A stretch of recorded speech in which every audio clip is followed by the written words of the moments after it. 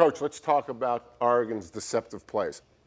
I was in Will Stein's meeting in camp, his quarterback meeting, and his unit meeting. This is an incredible number, but it doesn't surprise me the way Will Stein coordinates that offense. Yeah, 5 deceptives in the first 27 plays against Oklahoma State. So let's make sure everyone understands what a deceptive is. A deceptive is not a trick play. Right. I just get angry right here. It's not. It's part of the offense. You show one thing, you do another. So that's a deceptive play. I used to carry 2 to 3 per week for a game. Remember, they ran 5 against Oklahoma State in the first 27 plays. But anytime you call an offensive play, there's risk reward. And I want to go through. These are deceptives. A deceptive. A cheap deceptive means that there's not minimal risk. Right. You can see it's minimal prep time and minimal risk. What's minimal prep time? You can probably get it ready in 2 or 3 days for that week. Then you go over to medium, and that's a little more complicated trick play or deceptive, and it takes medium about 2 to 3 weeks to get that thing ready, and there's medium risk. And now let's go to the expensive play. Whenever a coach would bring a play to me, I'd say, is that cheap, right, medium, or expensive? If it's expensive, that takes minimum 3 to 4 weeks to get that bad boy ready, and it's high risk, high reward. So when a viewer sees a trick play, which I don't use, deceptive, remember there's a lot of thought to go on. Is it a cheap, is it a medium, or is that an expensive play? All right, Jerry, the first play I'm going to show you is inexpensive or cheap deceptive. It's third play of the game. Oregon motions out to get proper spacing. The receiver up top, number 1 receiver, is going to run a 7-step rollover, out and up.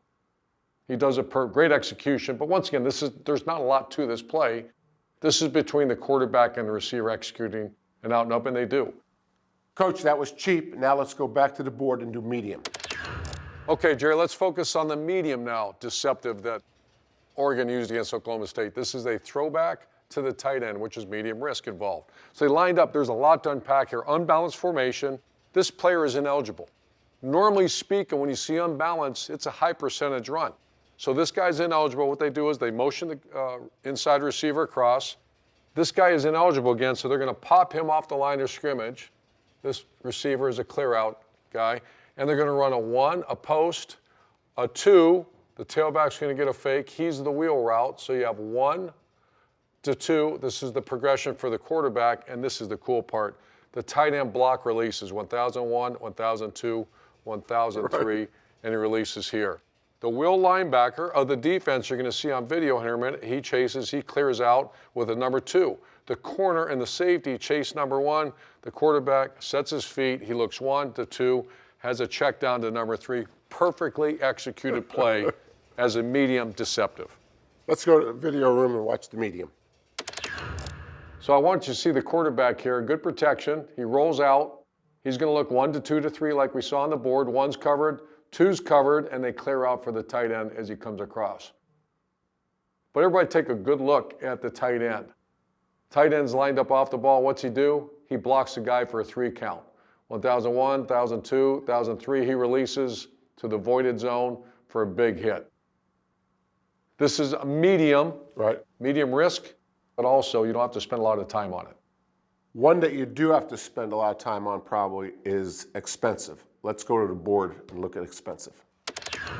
All right, this is an expensive. It's a double reverse screen. Yes, that's exactly what it is. And it's very expensive. So the offense line is going to zone left. I want to get the line done first here. They send the inside receiver in motion. The quarterback hands the ball to him. The tailback steps up for protection.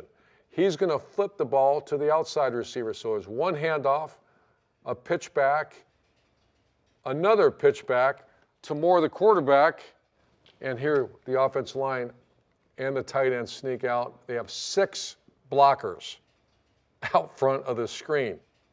Dante Moore, after he flipped the ball to Gerry Bryant Jr., now does what? He flips back after he receives the toss. You know what he does?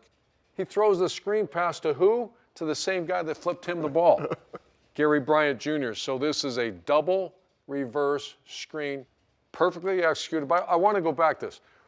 I promise you that thing was been practiced all training camp. There's 0 chance that they got that ready in 2 to 3 days of practice. High executed play. They ran a lot of deceptives, Jerry. This is a very expensive one, and it was a big hit. All right, man, this is the expensive one now. A lot to this. So Dante Moore hands off to Gerry Bryant Jr. He flips it back. It's a double reverse, as we saw on the board here. Notice the line of scrimmage, the offensive lineman. You have 6 blockers, 5 linemen and a tight end out front. Perfect execution, very expensive, but you can tell Oklahoma State has no idea where the ball is. Deceptive number 4 in the first 27 plays, and guess what? They got one more coming. That's 5 different deceptive plays in the first 27 plays of the game. I'm not sure I've seen that lately.